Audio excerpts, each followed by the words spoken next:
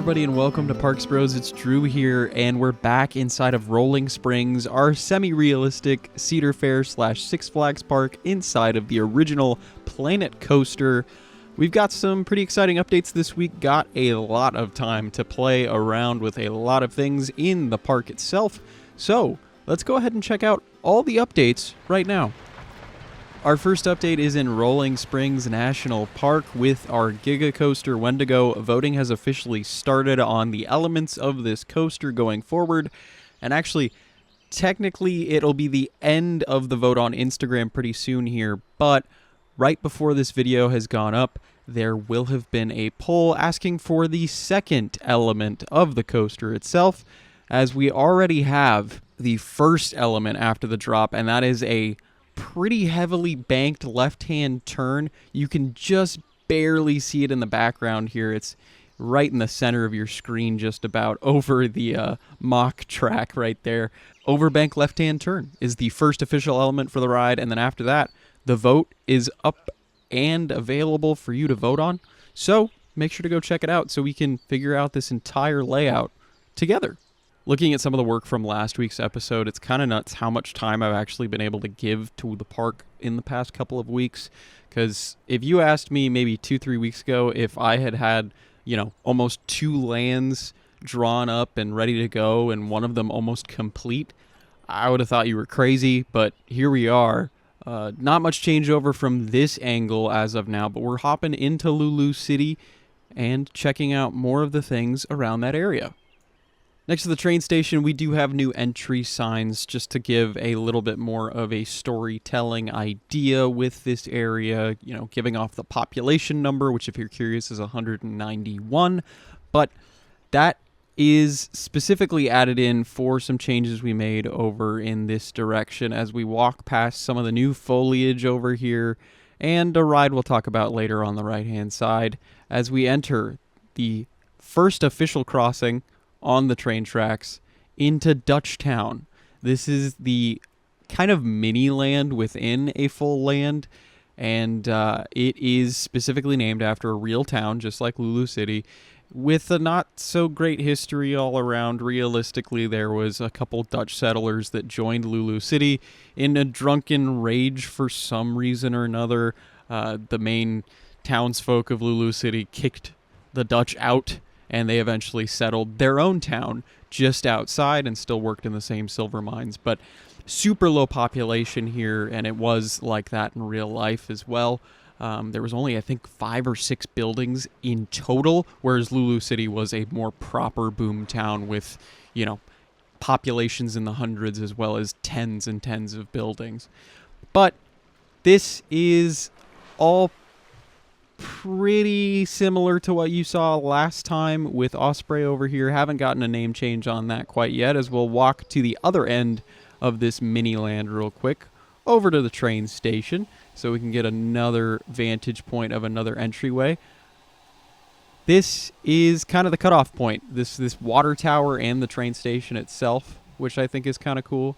I like the idea of a major landmark cutting off the miniature differences in theming realistically, as you see, of course, the Dutchtown sign on the left-hand side right here. Have to do a lot of preventative measures in terms of fencing on the left because there is like a 50-foot cliff right here, so we'll see how I tackle that in the future, as the train is actually probably going to start going to the right-hand side as we're talking and walking. But here is the one major building, pretty much just a set piece on the left-hand side, and then over to the right-hand side there is pretty much just a seating area. Nothing too crazy over here. Very, very plain. Just some nice calming areas. You always need those in the parks. And, of course, Osprey kind of ruins that a little bit as the train is going to start going by here. Zooming. Yeah, I might actually slow that down a little bit. I think the speed right now is 10 miles an hour. I wish I could make it more varied instead of just a standard one speed. But it's all good. I think, in real life it would go a little slower through the crossings too, just to make sure everybody is safe and good to go.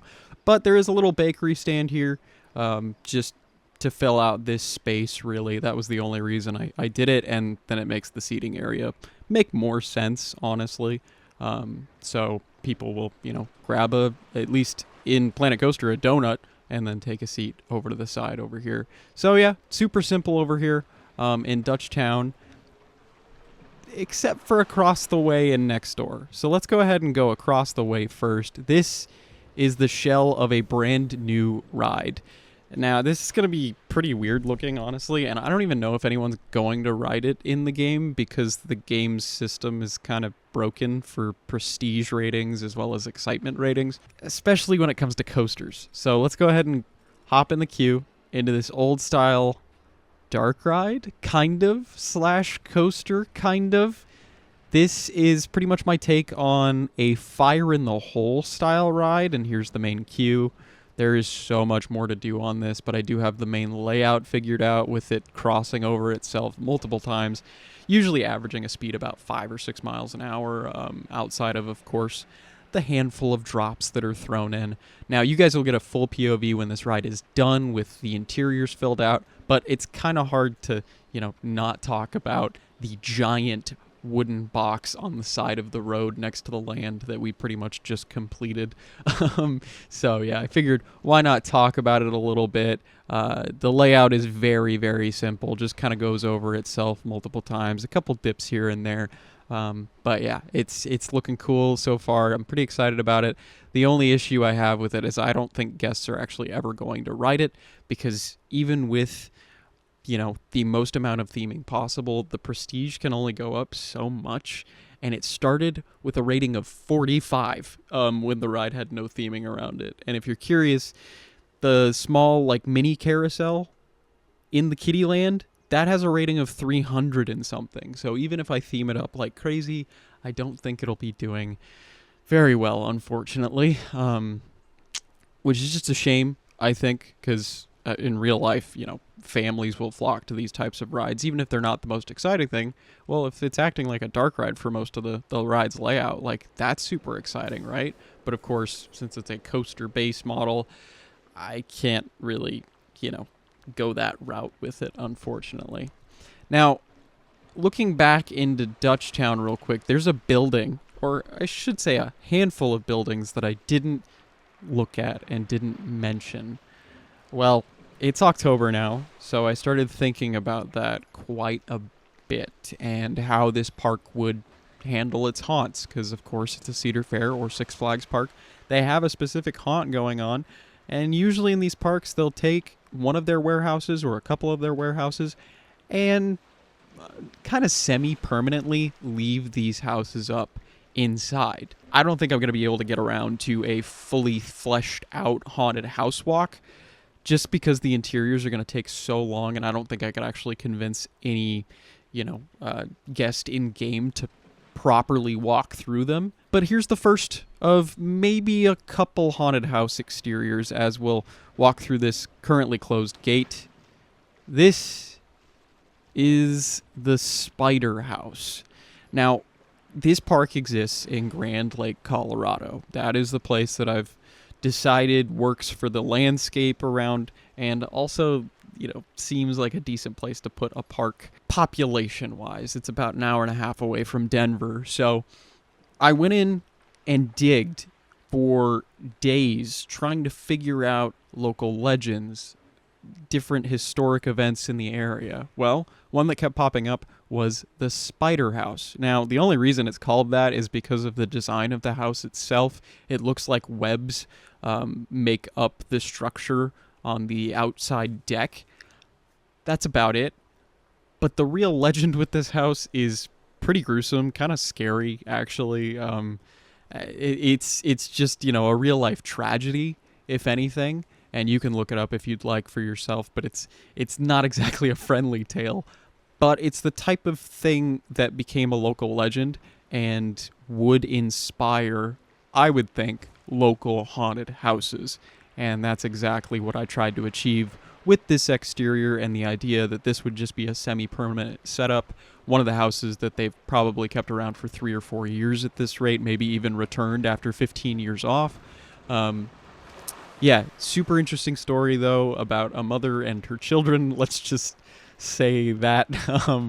And by interesting, I mean very, very horrifying. But yeah, Yeah, so realistically, the mom in this house would probably be the main villain and monster that you'd be running away from, not spiders, funnily enough. Um, but yeah, this is kind of pretty much based in reality, setup wise. Ooh, this is exactly what Knott's Scary Farm has set up in their backstage. They have a couple of just big warehouses filled with haunted houses every year, and this is the exact same type of way this would be handled, I would assume, in this semi-realism that I'm trying to achieve. So yeah, just a couple big warehouses or small ones too. Lots of stanchions and some storage back here, some access into the building. Of course, a couple cameras just to make sure some guests aren't hopping the fences and walking over where they shouldn't. That type of deal. But hopefully while they're waiting in line, they don't get too wet by this log flume drop, which we'll talk about that in just a moment. But yeah, I'm pretty excited with how this has come out so far. I don't think I'm going to do an interior just because it's going to be such a mess to try and fit that much detail inside of here. And I don't know if my computer is going to take it, especially with another 45% of the park still to do realistically. So yeah, you enter through the door, of course, which I think was a must with the architecture that it shows. And then you exit out the side here, and it seems like this poor fellow is he's being scared to the point where he's jumping out. But for some reason, he walks back. Classic Planet Coaster logic right there. Get kind of a nice view of the train, too, when it goes by underneath the log flume, which is nice. But speaking of which, let's go ahead and walk through this gate now. You can see some giant pumps for the log flume itself and some peaks at some stuff we'll talk about later. And the first drop of this ride is super simplistic log flume. Just perfect timing. Just two 25 to 30 foot drops. That's about it. Like, it's nothing special whatsoever. It was just, hey, we know summers are getting really hot. Go ahead and hop on this ride to cool off a little bit before they added the raft ride about a decade later in Lulu City, which I still have not completed quite yet, so I still have to get that layout figured out. But at least the log flumes layout, as simple as it is finished, which is just kind of nuts to say, but it literally took me like 5 minutes, if that. Did some custom supporting. I will do more of that in the future as well when this ride gets some more theming. As we walk officially into the Cradles of Civilization, that is this entire back right corner of the park, realistically. It's the farthest the park will go before making a U-turn. And some custom supports, which I think just look pretty nice and realistic. Still have to do some fencing around the train and whatnot. Another train crossing, actually, too, which is kind of nuts to think that there's 4 on one train. Gonna dress this up like the Gates of Ishtar. I think that'll be really, really cool. Just to signify more than a pathing change and the fact that there's a log flume above head, that you're in a different land now. And by different land, it's like a completely different world as you're entering, at least on the right-hand side, Babylon's domain. And this coaster, I believe, is called Ishtar, funnily enough, because it reminded me of the gates originally. And this log flume is going to be themed to the Hanging Gardens. So it's going to be just nothing but foliage all the way around. And here's the final drop, of course, with a big splashdown moment with the exit queue going right over. So if you don't want to ride the ride, you could just hop up there real quick and get pretty wet. So it works out perfectly. Super inspired by Jetstream, actually, which is weird to say, honestly, at Six Flags Magic Mountain. Never thought I'd be inspired by that ride, with how the log flume goes ahead and right over the path. Super simple.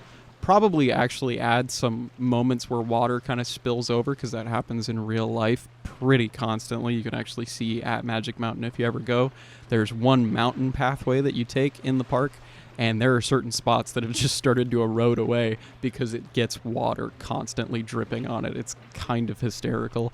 But yeah, I don't know if I'm going to decorate this side of the log flume for the entrance, but this side right here is going to get a full, at least, gate facade in front of it, which I think will be nice. But yeah, so this right-hand side is going to be the home of Babylon, which will be really, really cool. I'm excited to flesh that out more as I've finally started to get the pathing in. And then we'll turn to the left across another crossing, which is just wild, to Xanadu Station, which is going to be kind of like a mini China area right next to this backstage portion right here. I'll add some shops and whatnot right there with the same style of architecture. I've never really used these World's Fair pieces, so I'm kind of getting used to them and figuring them out a little bit, but do have the transfer track on the right and then of course the station on the left, so I still gotta understand what I'm doing with that. Got at least one tree growing as we'll go underneath the coaster itself here, underneath the last turn, which I think is a cool moment. Very inspired by Gold Striker with this ride all around. And then, of course, the main queuing will be over here, just a bunch of switchbacks up into the station. So, yeah, I'm pretty excited to see how this is all going to get going and looking in the next couple of weeks, realistically. Which is just, it's crazy to think. We've literally got less than a month now officially till Planet Coaster 2, so, oh man, yeah. If anything, this ride will be complete for sure by then, but the park probably not. So, of course, you never know. I was feeling pretty excited to build the other night, and I spent probably 6 hours straight just building. But at least I came away with it looking a lot better and getting a better idea of what I want to do in this section of the park, which I'm really excited about. And I hope you are too. It's been quite the journey, and we're going to keep on going even through November at this point, I'm sure. And there will be more Halloween editions pretty soon, I would say. As we'll just get a quick view of the park at night in these sections, have, of course, a bright red light on the side just to make it look a little more menacing. These really funny generator lights that, I kid you not, are actually used in Scary Farm every single year in the backstage. It's like, you'd think at this point they'd just put up some real lights, but no, they just leave it as the generator lights, which is kind of fun. Yeah, super simple back here. Still have to do some more detail work back here, of course, too. And then super simple oil lantern lighting all the way around Dutchtown. And that's about it, realistically, in terms of nighttime lighting in the areas we've done. Still have to do all of Barnstormer, because this is just going to be such a headache, I think. But once I get through that, that'll be a nice change of pace. And then, of course, Tonahutu Falls has some extra lights as well, and then this layout as well is going to be something I need to figure out as well. Just so many things I got to do, but it's been quite the adventure already. So I hope you're excited to keep with it, just like I am, and hopefully have a completed park by the end of the year. If anything, we'll have Planet Coaster 2 videos going before we even finish this park up, which is going to be weird to switch back and forth on, but I'm super excited for it, and I hope you are too.